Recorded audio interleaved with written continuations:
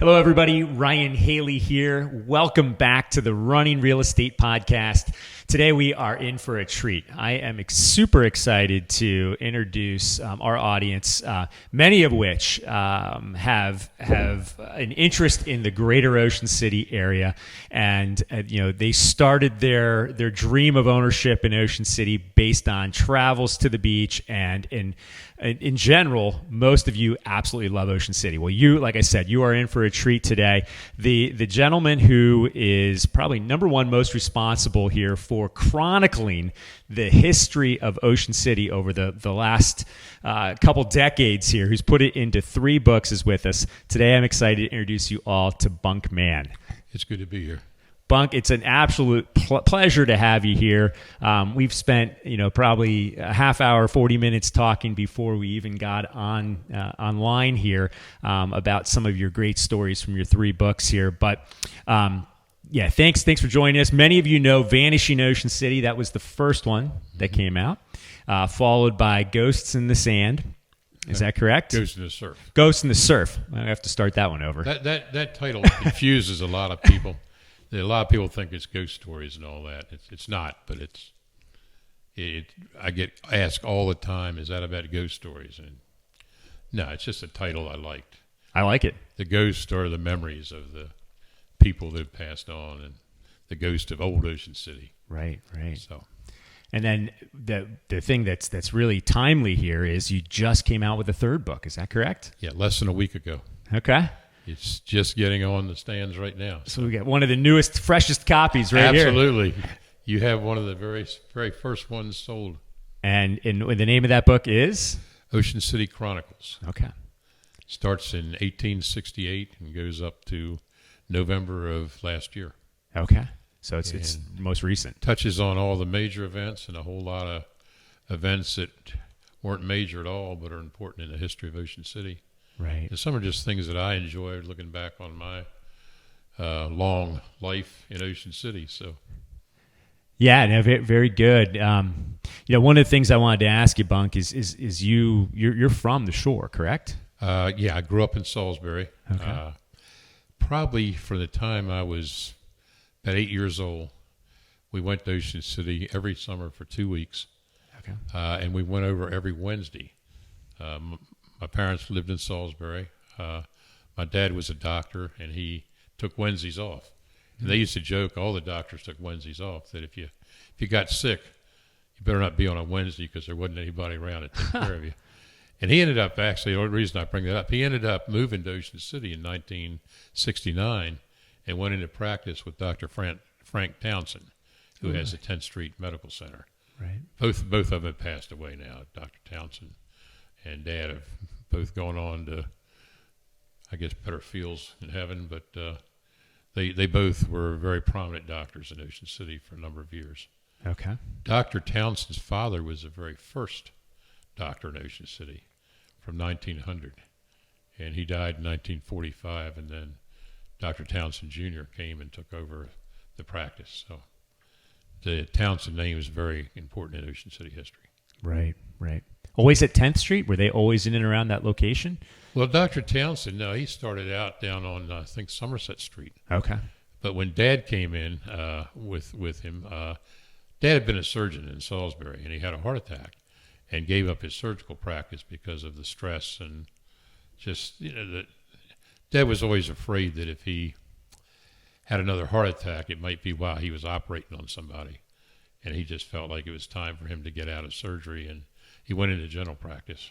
Okay. And he loved it. He really, he was never happier than the time he spent in Ocean City working with Dr. Townsend. So. Okay. So 1969, is that what you said that he? Yeah, okay. In 69. So then in your growth, were you off to college at that point? Were you in Salisbury, or did you move down? This is really ironic. They moved to Ocean City the day after I'd graduated from the University of Maryland. And I'd worked in Ocean City for 8 years, seven of which just paying rent. And they moved down there. At that time, I was 22 years old, and I didn't want to live with Mom and Dad. So the last year that I worked in Ocean City, the summer of '69, I got an apartment, and I'd go see him every once in a while, to go out to dinner because Dad always paid. And that was great. Right. That's good. So you were mentioning earlier, so you grew up in Salisbury and then you went to Y High. Yeah. Okay. Spent summers coming down to Ocean City. Went to the University of Maryland. Is that correct? Uh-huh. Okay. Went to the University of Maryland, and then like some people do, decided to come home. Well, I couldn't wait to get away. When I graduated from Y High, I couldn't wait to go to the city. And by the time I'd lived up there for about 4 years, I couldn't wait to come back to the shore. Yeah. And I had several job offers to go back to the city. I was in the insurance business. Mm-hmm. And I came back here in 74. And about 3 months later, I got a call from an insurance broker in the D.C. area, which is where I'd been working in Bethesda, Chevy Chase, that area. He said, I'll double your salary if you'll come up here and work with us. And I remember telling him, I said, you'd have to tie my tongue to a Mack truck and drag me over the Bay Bridge to get me to come back to the city. I said, I'm really happy here. I'm going to raise my kids on the Eastern Shore, and I've never regretted it. Yeah. Never regretted it at all.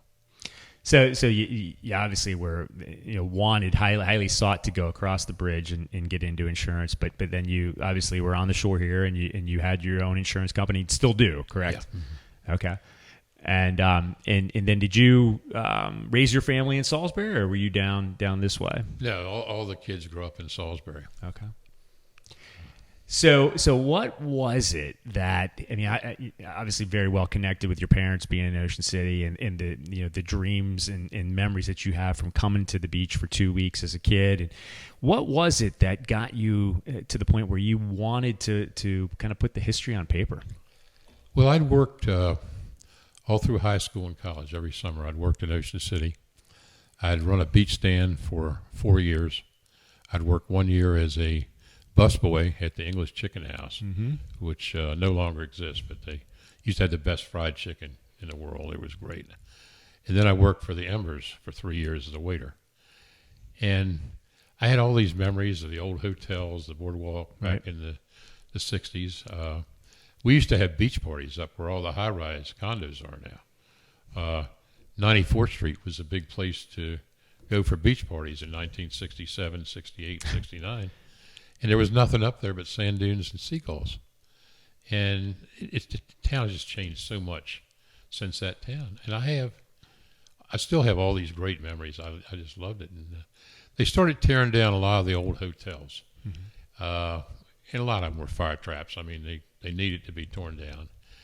And I thought, I'm going to go take pictures of these old hotels and have these as originally just for my memories. And because I've always been interested in photography. I've always liked doing that. And so I had all these pictures of hotels, and I went to see a man named George Hurley that was, at the time, he was the historian for Ocean City. He'd written a couple books. He'd been a teacher at Stephen Decatur High School. He'd been on the city council, the county council. I mean, he was Mr. Ocean City. I mean, he knew all of it. And I said, I'm thinking about doing a book where I'm going to have pictures of the old buildings and then what replaced them side by side. Now, this was not an original idea. I've seen in Chicago, they have a book, coffee table book, that shows the old pictures and what's there today. They've done the same thing in New York City, places like that. I said, I'm going to do that for Ocean City. He said, well, that sounds like a good idea. I think he was just humoring me. But he said, but what you ought to do is talk to some of the local people about their memories of these buildings and what it was like in World War II or the era before that. And so I took his advice, and by the time I'd done 3 interviews, I realized the story of Ocean City is really about the people. Right. And the buildings are, they're interesting, but the real story is the people. That most of these people up until probably in the mid-70s, they had 90 days to make a year's living. Yeah. I mean, the season was Memorial Day weekend to Labor Day. And the day after Labor Day, there wasn't a stoplight on in town. I wasn't a person. You could walk down the boardwalk the day after Labor Day and maybe see 10 people. Everybody had left town. So it changed so much. I mean, these are things that I remember. I mean, I lived through all this.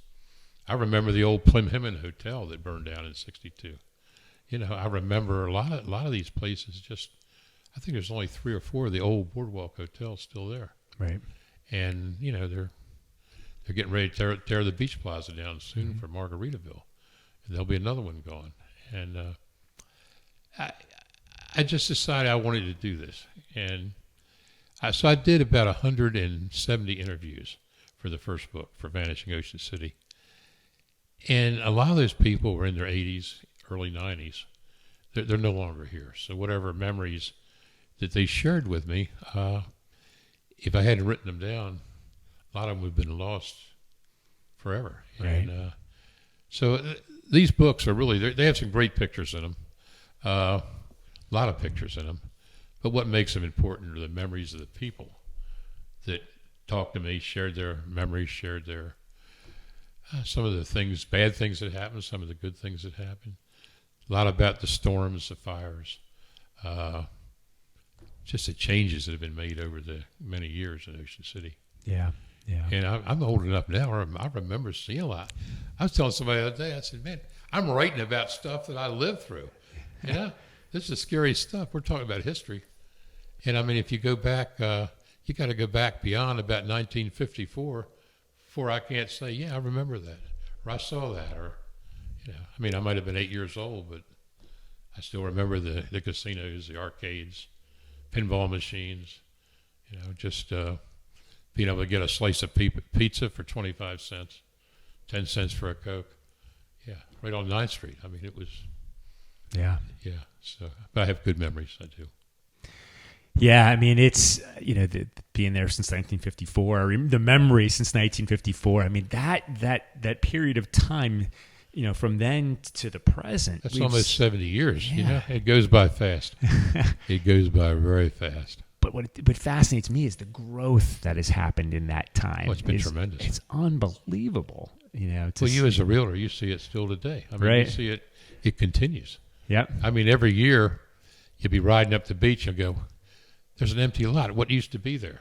Mm-hmm. And you go, gosh, I rode by it 100 times, and I don't remember what used to be there.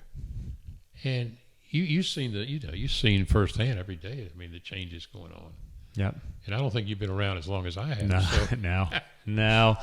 But the interesting thing is we all kind of do the same thing, and that's maybe that's the trait that's most similar that I've found when I'm helping buyers buy property at the beach and or sellers sell their property.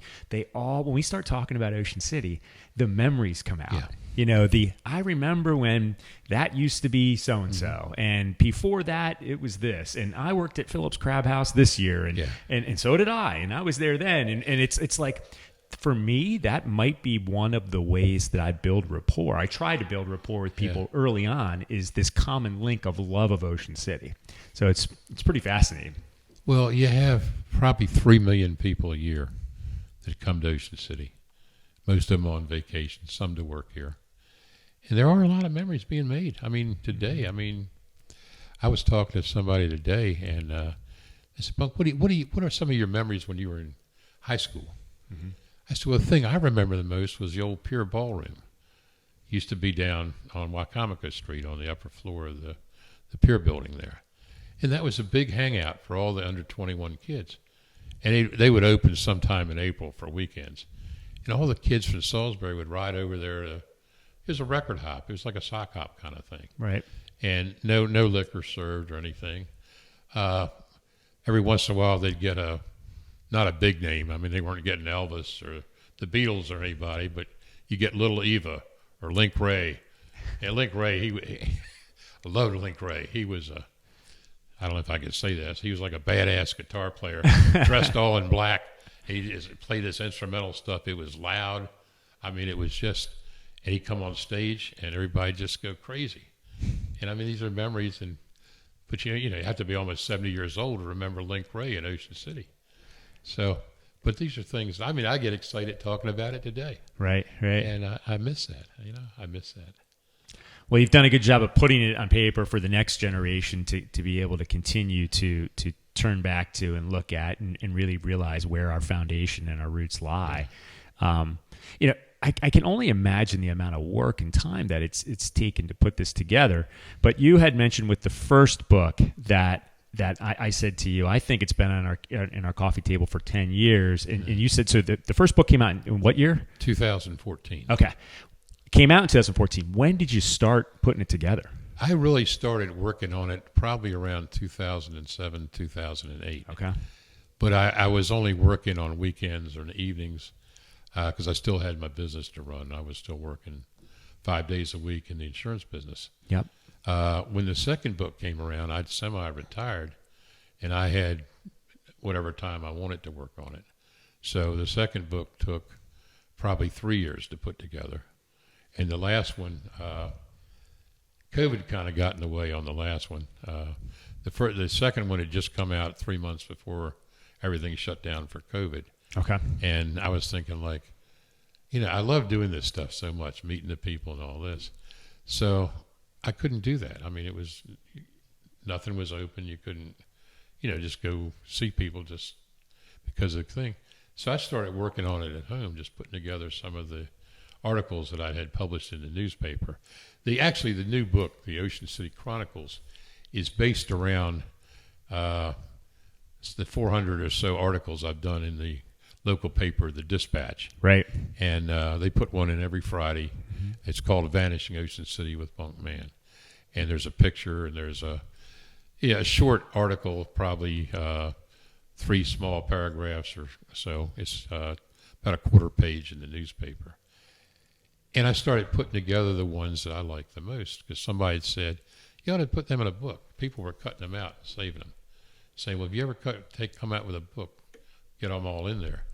So I took the best 285. And the only reason that number is because that publisher gave me so many pages I could use, and I wanted to fit some interviews, and I wanted to fit pictures in there as well. So I picked the best 285, at least that I thought. It wasn't scientific at all.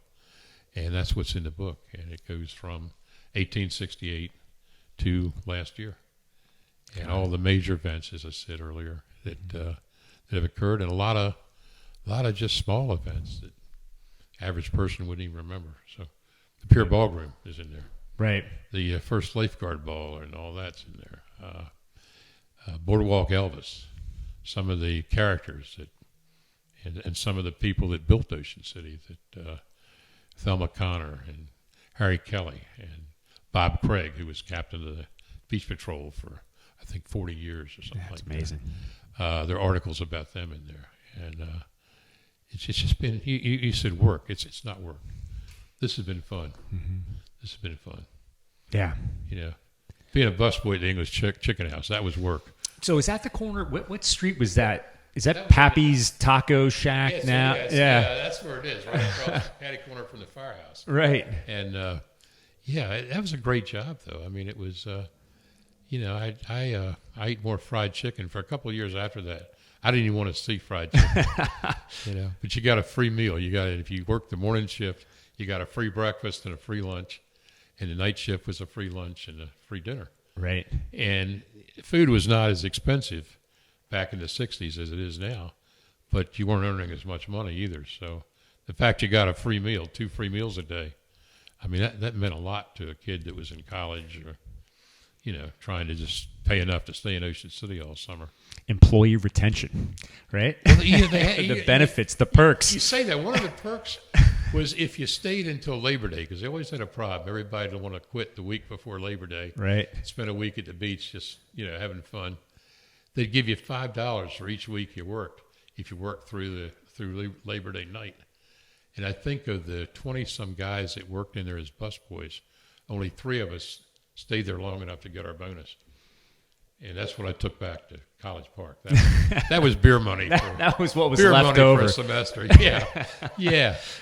So that was good times, though, really. Yeah. It's amazing.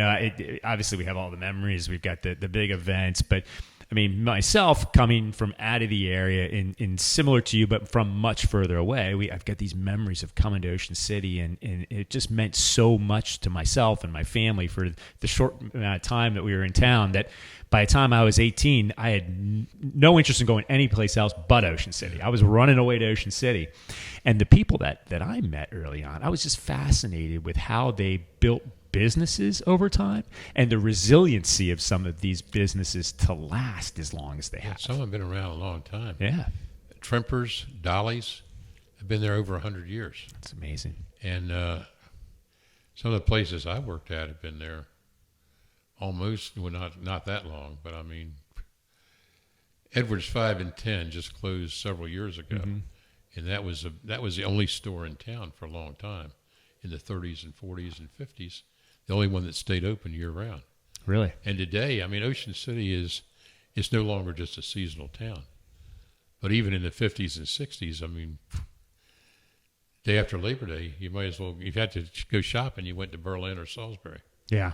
There wasn't anywhere to shop in Ocean City. And that sure has changed. Yeah, absolutely. Yeah. They used to have blue laws. This is a funny story, and my dad's passed away, so I can tell this story on him now. They used to have blue laws, which meant they could not serve or sell liquor on Sundays. And Dad liked to have a drink with his dinner. And there was one restaurant in town that stayed open year round. Well, there was a couple, but this one was a Chinese restaurant called Bob Ching's. And it was down on 14th Street in a building that's no longer there. And so every Sunday we'd go to have Chinese food. So finally I said, Dad, well, I didn't even know you liked Chinese food. He says, yeah, but Bob Ching will serve me a drink. And they'd put the drinks, a gin and tonic or whatever somebody's having in a coffee cup, and they'd all be sitting there, all the locals that would go to Bob Ching's on Sunday, and Dad and some of the people from Salisbury. And they'd sit around, they'd say, yeah, I need another cup of coffee, I need a refill. And Mom would always have to drive home. That was strong coffee they served at Bob Ching's on Sundays. Oh, wow. So, I mean, and there's probably thousands of stories just like that, of other little pockets or interesting business practices that people have had unique to Ocean City. When would you say, thinking about like business, when is Ocean City, from your recollection or from even in the book, when did it become more of like a week to week town versus like when you were a kid, did people come Friday through Saturday, like or Friday through Sunday? Like what was the trend as far as how people came to town? Well, when I was a kid, people would come for a week at a time. Okay. Sometimes longer. Back before I was around, people would come for the whole summer a lot of times. Yeah. I mean, you look and there's some menus and pictures of things in here that, and of course inflation has changed everything. So you can't really say, well, what's today compared to them because of the money. But it seemed like more people stayed for a week, 2 weeks. Now they'll come down for a weekend, or they'll come, for a special event, like the cruisers. They'll come, on Wednesday and stay through Sunday morning. Or, but it were more, it seemed like the same people year after year, and they'd stay in the same places. We'd always go down and stay at the Virginia Lee, which was a apartment building on the boardwalk between 10th and 11th Street. Okay. And a lot of people from Salisbury, of course, the man that owned it was from Salisbury. And a lot of Salisbury people would stay there. But also on 11th Street, for some reason, and I still don't know why, there were a lot of people from Salisbury on 11th Street. And you'd see the same people year after year, around the same month they'd go. And I don't think it's like that anymore. I'm not sure exactly why. I think it's gotten a little too expensive for a lot of people, particularly families. We'd go out for dinner in the 50s, and I mean, if you spent $20, that was a lot. Right. Today, you take a family of 3 or 4 kids, go out to dinner, you're looking $100 and $150. Not even for fine dining. It's not like you're going to Fager's and, having a prime rib or a lobster tail. I mean, you're just, gosh, a hot dog anymore is $4 or $5. I know. So it's, and the rooms are expensive today. I mean, the hotel rooms. Yep. But I mean, again, it's all relative to what the earnings were at the time and all that. So. Did you find, I mean, and this is, kind of like a real estate thing I get curious about is, I mean, for a long time, people kind of had their second home here, their compound, maybe in Ocean City, and then they would summer there, and they lived over in Salisbury, they lived in Berlin in the winter, and then it seemed like they had their beach house for the summer. Some of certain families, not everybody, obviously. Yeah. And then I'm guessing maybe it was the 70s when there was this transition in the compartmentalization of the condo boom. Yeah, well, there weren't any condos in the 50s and 60s. Yeah. The area they call Little Salisbury, and you're familiar with that. Yeah. Up, between 86th and 94th Street. Yeah. It got the name Little Salisbury because a lot of people from Salisbury had summer homes there. And they'd come over and they'd spend the summer. The wife and the kids would stay at the beach. The husband would work and he'd come back on weekends, or he'd come over for the evening and get up and go to work the next day. There weren't any condos. There weren't any high rises. The town was much smaller, more compact.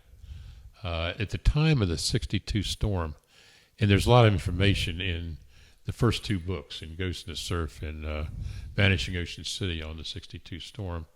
That was kind of a break point in Ocean City history. Prior to the storm, everything happened south of 33rd Street. The city limits ended on 41st Street.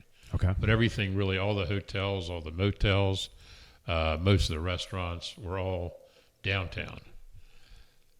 After the storm in 65, they annexed all the way to the Delaware line, and they put water and sewer in. And that was the key to the development going north. And also a lot of people they lost everything. They didn't have flood insurance in 62. So the people whose homes were damaged, washed away in the storms, they didn't have insurance to rebuild them. Because homeowners doesn't cover floods. So they said, well, I have a fire policy on the house. Well, that's great if it burns down.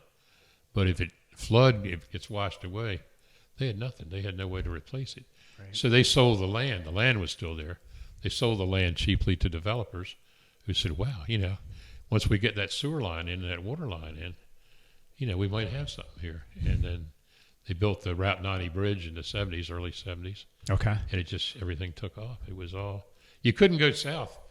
I mean, the inlet, cut the Aztec Island off, and they were making that in the 63, made that like a federal park. So you couldn't really do anything south. So everybody moved north. And now you have the high-rise area up there, the Gold Coast. I think that started in probably 1970, 71, in that era. Right. And it came to a very quick stop around 74 with the oil embargo, and the financial industry had some serious collapses and problems. And then a few years later, it just picked up again. And that's a desirable place to be in North Ocean City today. Right. And I mean, I'm telling you, I'm talking to a man who knows a lot more about it than I do here. So, well, we just, ironically enough, we just sold one of the few penthouse units in the Key building. So the Key building, 107th Street, 2502. We just settled that yesterday, and that was original owner. Really? Is that right? Yeah, they were the original owners there. It was a unique 2,000 square foot, 2-level unit with a spiral staircase, and I mean, some of the original type of decor in there. Well, I bet the next owner paid a lot more than the original owner did. Oh my gosh, yeah. I mean, hundreds of times more almost. It's amazing. But I had heard. I mean, I didn't realize that piece about the oil embargo. I guess that was 74. Is that what you said? Yeah, something. So I had heard the story that a lot of those had been built, and then the number of them, if not all of them, went bankrupt for a period of time. I think all but 2 or 3 went bankrupt. Okay. They were selling the units before they were even complete. Right. And with the oil embargo, when you couldn't get gas, well, the people buying these places were not local Ocean City people that were going to live in them. These are people from out of town, the Western Shore, or up north somewhere. And they're saying, "Well, I got this gorgeous place right on the beach, and I don't have enough gas to get there or get home." And Harry Kelly was the mayor at the time. Right. He went out and he bought. I don't know where he got it. It's somewhere in the history books. I don't remember right offhand.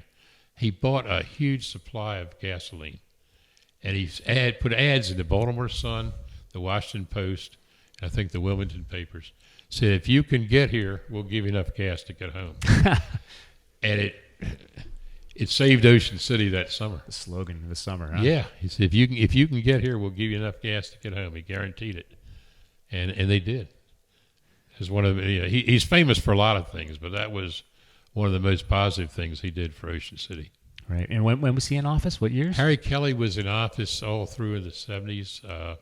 He passed in early 80s. Okay. And then Fish Powell became mayor in 1985 because he was mayor at the time of Hurricane Gloria. Got it. So Harry Kelly, I think, passed in February of 85, and then they had a special election because Hurricane Gloria was in, I think, September of 85. Okay. So, but Kelly was very famous. He was a character. He ran for governor. He didn't he didn't come close to winning, but they either loved him or hated him. Yeah. He was something else. He drove a bulldozer into the ocean. He was trying to push sand up on the beach to rebuild the beaches. This is before they did the beach replenishment. And he got the bulldozer in the wrong gear, didn't know how to drive it, and the thing starts backing into the ocean. Now, he'd been on the beach patrol, so he's a pretty good swimmer in his younger days. But I think this bulldozer going back in there, somebody finally jumped on it and put it in gear and saved it. But it made national news. National news. It was quite an event and still remembered. And there's a picture of Harry in the book with his helmet with a hard hat on, walking out of a bulldozer. The picture was posed. That wasn't at the time that... Was it the face he was making as he was backing up? Yeah, the picture in the book, he's smiling. He wasn't smiling when he was backing up into the ocean.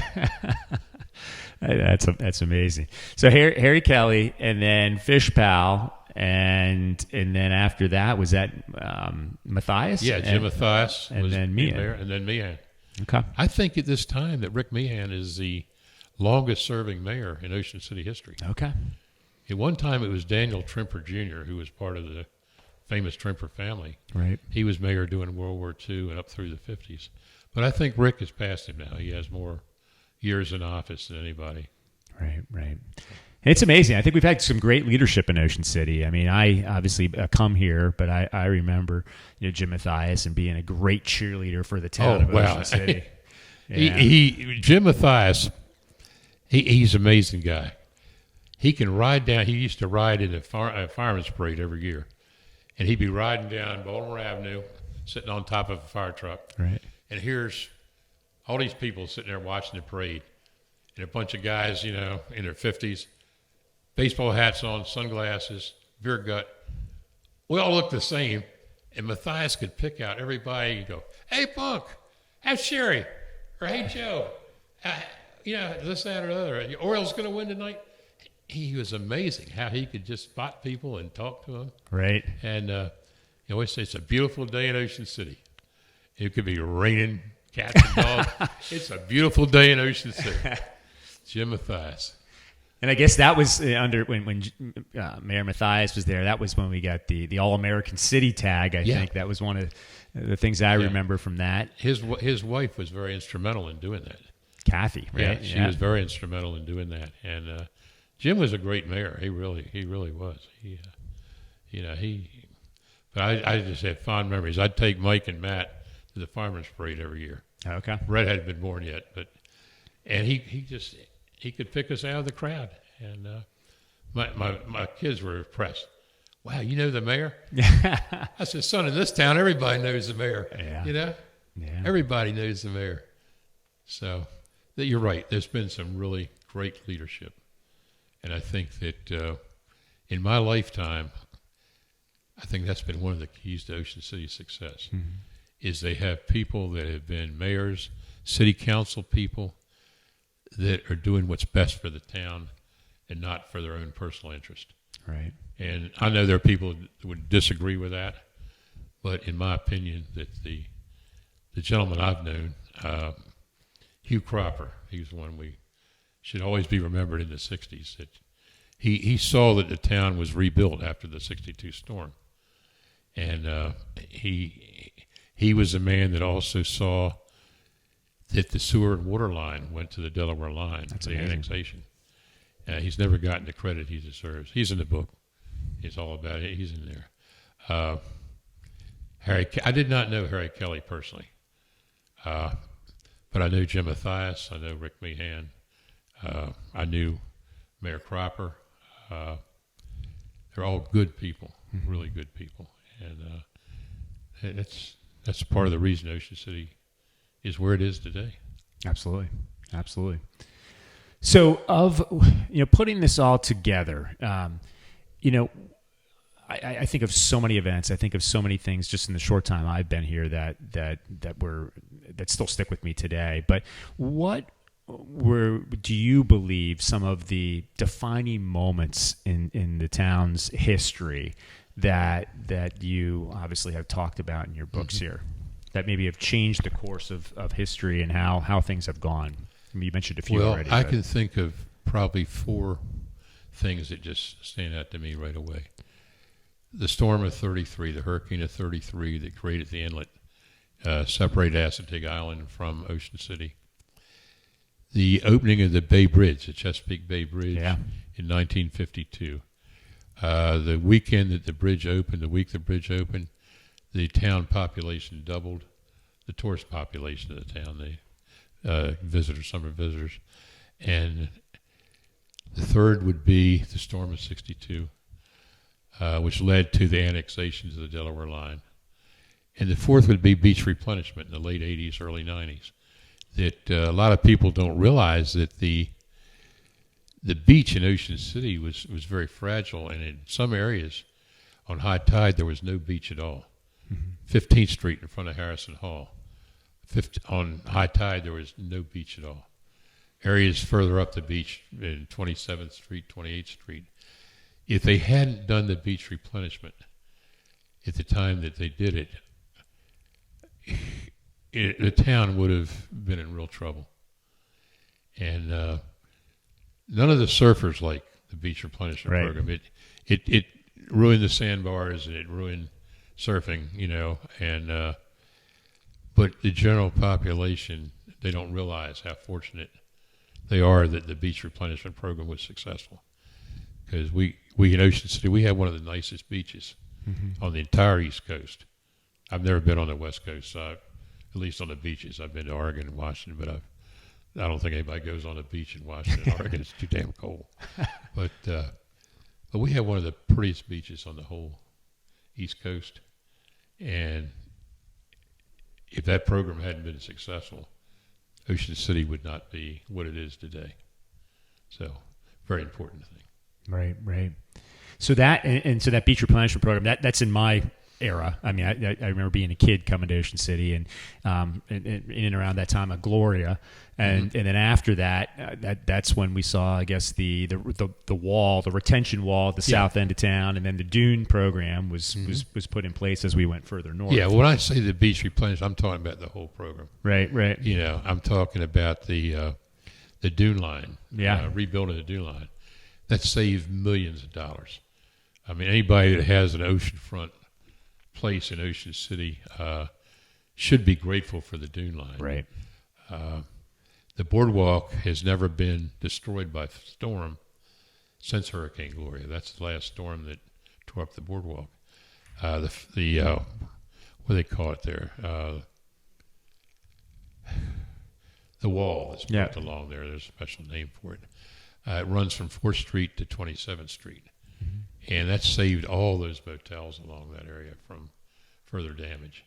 It's been one of the most important programs that was ever put in Ocean City. And it was a joint effort between the town, the county, the state, and the federal government. I mean, each one of those parties played an important role in that. And they still, every 3 or 4 years, they resupply the beach, refurnish the beach. And I mean, the most important thing Ocean City has is its beach. Right. I mean, you got the beach, the boardwalk, the ocean. I mean, if you took any of those away, it wouldn't be the same town. If you took the beach away, you might as well be in Pittsville or somewhere. So it's like, Yeah. I mean, you're absolutely right too. The beaches. And nothing against Pittsville. I'm not downgrading Pittsville, but nobody goes there to swim, you know? No. So lots of defining moments. I mean, it's amazing you were able to rattle off. Those are, I mean, they probably are the biggest events that have changed the town. It's amazing, and how much things have changed from that. What are I don't want to say shock and awe type events, but I mean, there's been fires, there's been, crazy things that have happened in the town. Is it any types of those events that you go back to? In the early 70s, they had an arsonist, and he was never apprehended, never caught. They call it the firebug arsons or whatever. Were burning down a lot of the old wooden hotels on the boardwalk. I think it started with the Colonial Hotel.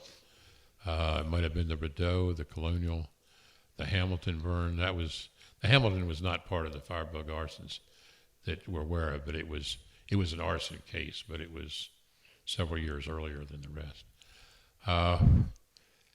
They had police units from all over the state. I think they had some federal FBI people there. They actually had the hotel owners were spending the night in their hotels. A lot of them armed with shotguns and deer rifles in case that the firebug came to their place. And the fire department was, they were being run ragged. I mean, it seemed like once a week. And it was always at night. It was always early in the morning. The fire whistles would go off, and another hotel was on fire. And the only thing positive about it was nobody was in the hotels at the time. These were in the wintertime. Now, one of the hotels, the Stowaway, the night they had a fire there the night before New Year's Eve. Had that fire occurred on New Year's Eve, no telling you how many people would have possibly died or been injured. And that was a really scary time in Ocean City for anybody connected with the fire department, anybody that lived in Ocean City, and particularly for people that owned the hotels. And there's a story I can't remember which book it's in, but they had a police officer, his name was Jim Baker, and he weighed about 500 pounds. He was just a huge guy. And he told me he was sent to be in the upper floor of the George Washington Hotel, which was an old wooden hotel on 10th Street, at the time the tallest building in Ocean City. And he said the elevator was so small that he was just claustrophobic, thinking that if they ever set fire to this building, he's not going to be able to get down in that elevator, and he was too big to try to run down the steps. And he said that was, in all his career as a police officer, he said that was the scariest time for him when these arsons were going on. And he's actually the one that saw the Hamilton Hotel was down on 3rd Street in the boardwalk. And this was a little before the ones I'm talking about, but he actually was on midnight patrol and found that one. And that was a hotel built in 1901, big old Victorian kind of place. And that burned to the ground. So a lot of Ocean City has been changed by fires. And a lot of the fires have been arsons. And most of them they never found out who did it. So, yeah, it was a scary time to be in the fire department or just be a native of Ocean City when that was going on. Yeah. It went on over a period of months. I mean, it was not a one and done thing. So, but they never did find out who did it. Looking back on all the infamous places or famous places, do you have any? Is there anybody that stands out? That, I mean, obviously you said about Boardwalk Elvis, or some of the characters that we've had in Ocean City, and or like some of the performers. We've had such great performers that have come through town. Well, they used to back in the '60s. They used to have a couple guys that were allegedly blind. One guy was called Shorty, and I think he played a banjo and had a German Shepherd dog, and the other was named Tex, and I don't know if he's from Texas, but he always wore a cowboy hat, and they would walk the area down around Somerset Street, Wycomico Street in that area with a cup on the end of their guitar or their banjo and get, coins in there. And I had 3 different people tell me in interviews over a period of years, they all swore they saw Tex after he left the boardwalk, hop in a Cadillac and drive away. So I never saw it myself. I remember Tex. I always throw a dime or a quarter in his cup, and they all sung country western songs walking up and down the boardwalk. But they said they saw Tex drive away in a Cadillac. So he was making more money than I was as a beach boy. I know that. Right. And obviously, it's still lucrative. I mean, you go down to that boardwalk, and you still see it's kind of a cast of characters that set up and have their niche that they perform or do. And some of them I remember seeing when I was 18 years old. They're still doing something. Still doing it, yeah. Yeah. So it must be paying off. I think it is. They tried to put a stop to it a couple of years ago. Yeah. And they filed some kind of lawsuit with the ACLU or somebody went to defend them, and the city lost that one, and so I think that's all kind of backed off. There was actually a time back in the '60s when Harry Kelly was, in the '70s when Harry Kelly was mayor, that you could get fined for walking down the boardwalk without a shirt on in the afternoon.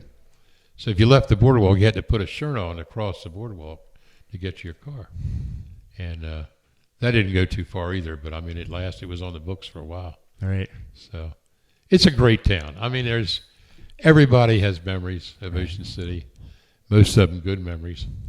And I just hope I live another 10 years so I can see what's going to happen in the next 10. Watch my grandchildren go through some of the things I got to do. And, I'm looking forward to it. Yeah, they're all right there at that age. Ryan's working, right? Ryan has his own car now. Yeah. He's going to be driving to work this summer.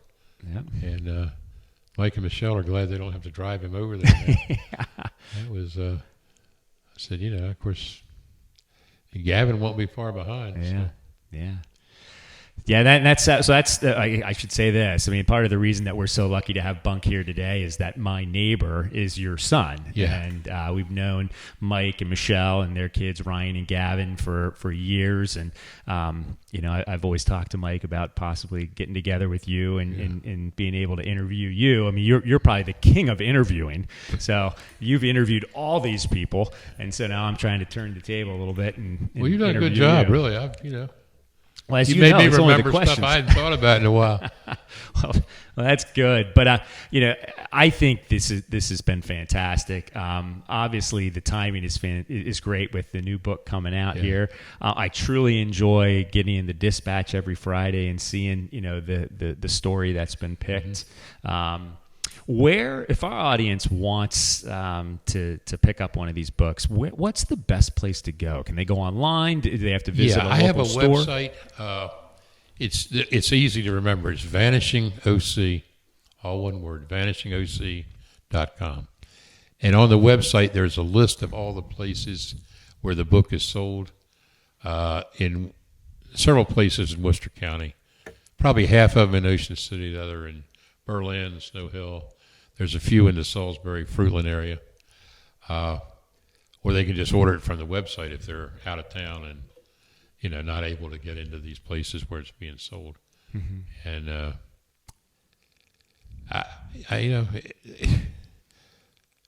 order a book. Yeah. Well, they for our fellow realtors, they make great gifts for your clients once they settle on a property. So Bunk has worked in that industry. Many realtors have picked them up for their clients. Yeah, I offer a discount to realtors on it if they want to buy. They buy 5 or more, they get $10 off. So. Okay. And I think we might be working something out. We're going to ask Bunk if he can sign a couple of these copies. We might actually give a few of these away online to some of our people here. So, but yeah, I mean, phenomenal books. These are the kind of things that anybody who's coming to Ocean City for the first time or that's been in Ocean City for years can definitely dive into the book. They're going to be able to resonate with it, and great material. Ryan, thank you. I've enjoyed it. It's been a pleasure. I think we could probably go all day. Like talking to an old friend. Yeah, there you go. Yeah. Well, we could keep going, and maybe there'll be a part 2 to this. And do you think there's another book in store, or do you think this is Not for a year or two. okay? We got to get some more history.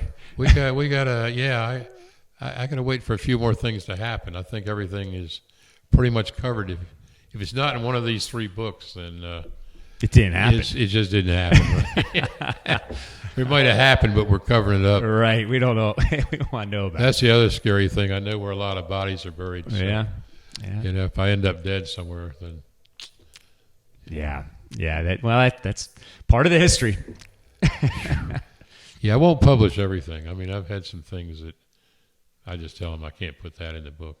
I've heard some stories over the years. Yeah, they're like any other any town. There's always stories, Right. and these are all clean. These are all things that your children can read. There's nothing bad in there. So And our children will. We're going to keep passing it down. So thank you for your time today. I enjoyed it. Absolute pleasure having you. Thank you so much. Pleasure being here. Check out his website, and when you're in town, make sure you stop at one of these locations that has it for sale. Pick it up. And until next time, thank you for tuning in here on the Running Real Estate Podcast. Have a great day.